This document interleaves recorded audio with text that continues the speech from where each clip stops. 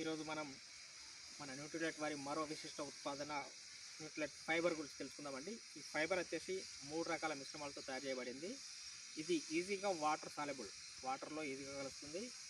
అంతేకాకుండా ఇది మన జీర్ణక్రియ గట్ అంటే మన ఏది పొట్ట లోపల ఏదైతే ఉంటుందో మంచి బ్యాక్టీరియా దాన్ని ఉత్పత్తి చేయడం, జీర్ణక్రియ మెరుగుపరచడంలో, బరువు తగ్గాలనుకునే వారికి ఇందులో మంచి ఫైబర్ ఉంటుంది. అంటే ఎలాగో అంటే మనం దోసకాయ, క్యారెట్, జామకాయ ఇవి ప్రతిరోజు తీసుకోలేము కనుక మనకు అన్ని రకాల వయసు ఉన్నవారు, చిన్నపిల్లల నుండి కూడా ఫైబర్ వాడుకోవచ్చు.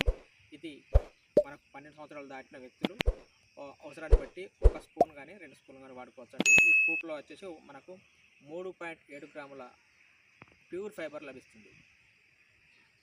ఫైబర్ అంటే పీచు పదార్థం అని అర్థం అండి.